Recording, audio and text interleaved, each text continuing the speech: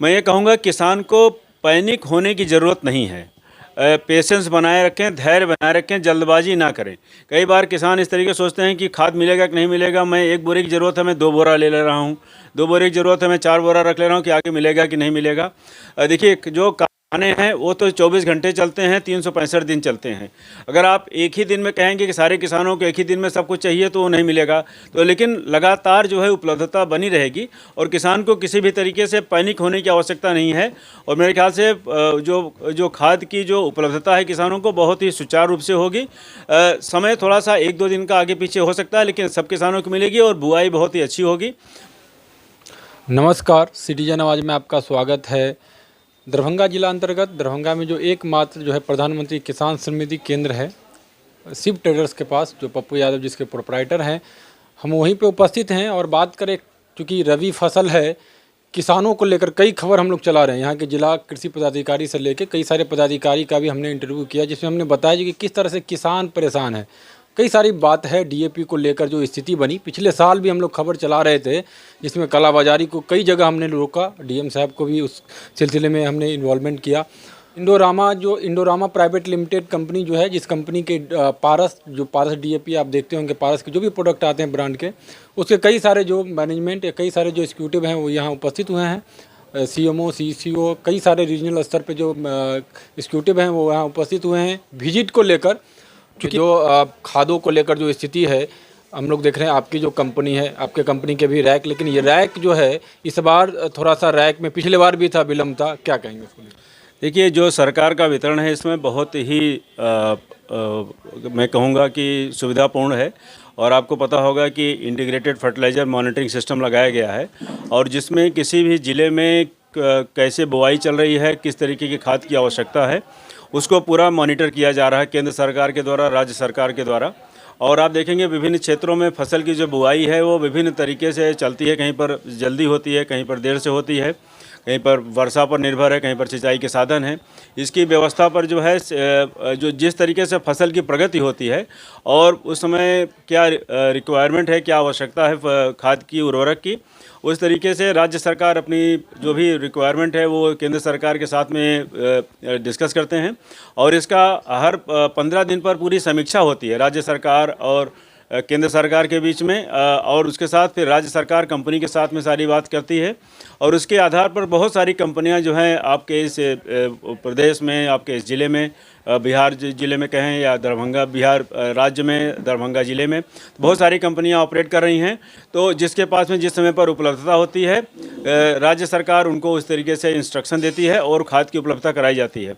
तो आप ये देखेंगे कि पूरे विश्व में इस समय खाद की व्यवस्था जो है थोड़ा सा चरमराई हुई है, खाद के दाम बढ़े हुए हैं, फिर भी सरकार ने बहुत ज़्यादा सब्सिडी दी है।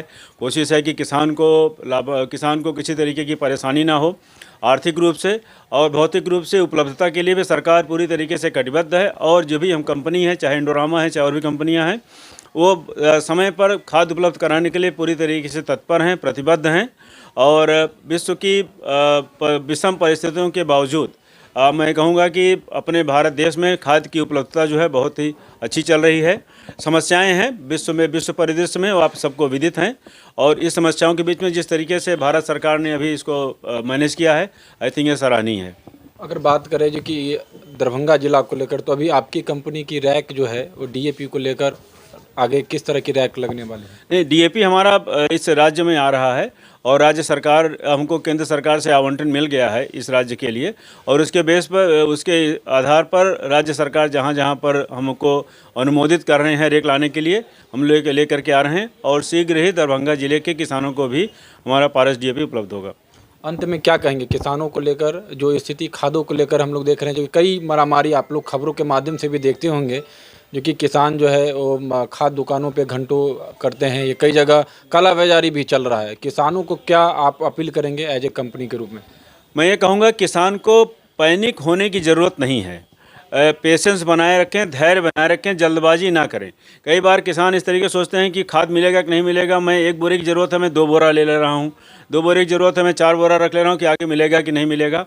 देखिए जो खाने हैं वो तो 24 घंटे चलते हैं, 365 दिन चलते हैं।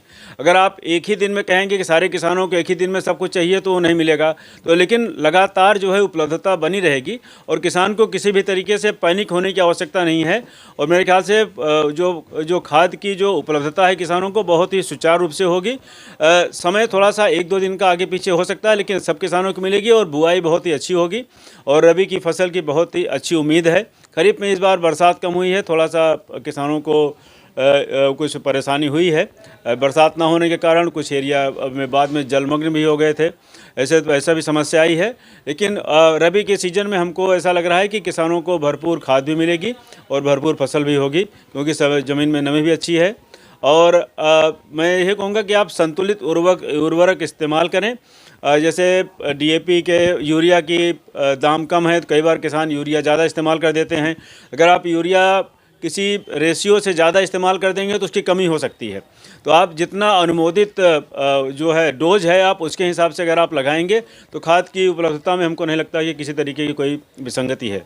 चलिए, बहुत बहुत धन्यवाद। तो ये हमारे साथ जो है बात करने के लिए इंडोरमा कंपनी के जो है सीएमओ थे दिलीप सिंह जी, जो बता रहे थे कई सारी समस्या खादों को लेकर लगातार हम लोग जो है ग्राउंड जीरो पे देख रहे हैं। क्योंकि जो स्थिति है उस स्थिति को लेकर कई बार जो है पप्पू जी से भी हमारी बात